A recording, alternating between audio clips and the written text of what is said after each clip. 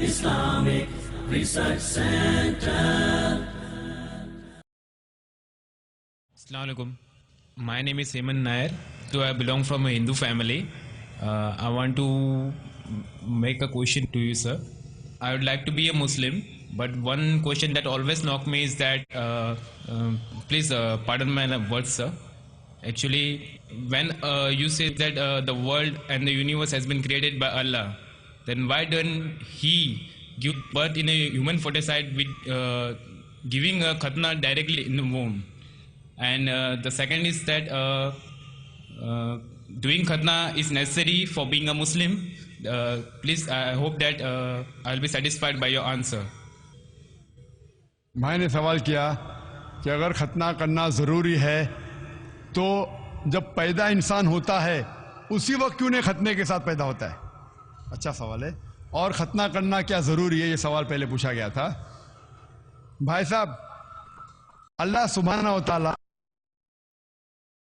تو اس کے لیے آسان تھا کہ جب بچہ پیدا ہوتا ہے لڑکا تو اس کا پریپیوز ختنے کے ساتھ پیدا ہو سکتا تھا. لیکن اللہ سبحانہ و تعالی، کیونکہ اللہ کے رسول نے فرمایا کہ بچہ پیدا ہونے کے پہلے یہ this prepuce acts as a protection. So medically جب بچہ پیدا ہوتا ہے this prepuce acts as a protection, تو میڈیکلی اچھا ہے، پوائنٹ نمبر 1.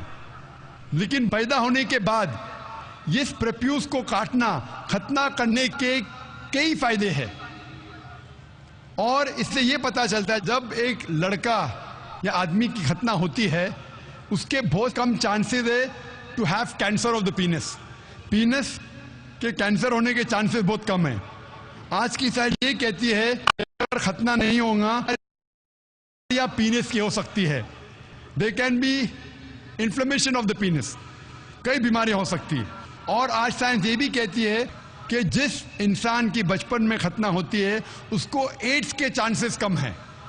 لیکن اللہ سبحانہ و تعالیٰ نے کیوں انسان کو جب پیدا ہوا لڑکا تو ختنے کے ساتھ کیوں نے پیدا کیا؟ پوائنٹ نمبر 1 میں نے کہا کہ میڈیکلی اٹ پروٹیکٹس، تو پروٹیکشن نہیں رہے گا. اور دوسرا یہ اللہ کے رسول کی سنت ہے، انہوں نے کہا کہ لڑکے کی ختنہ ہونا چاہیے. اللہ تعالیٰ دیکھنا چاہتا ہے کہ آپ اس کے پیغام پہ عمل کرتے ہیں کہ نہیں، اس کے پیغام پہ عمل کرتے ہیں کہ نہیں. مثال کے طور پہ کئی چیز اللہ نے بنائی.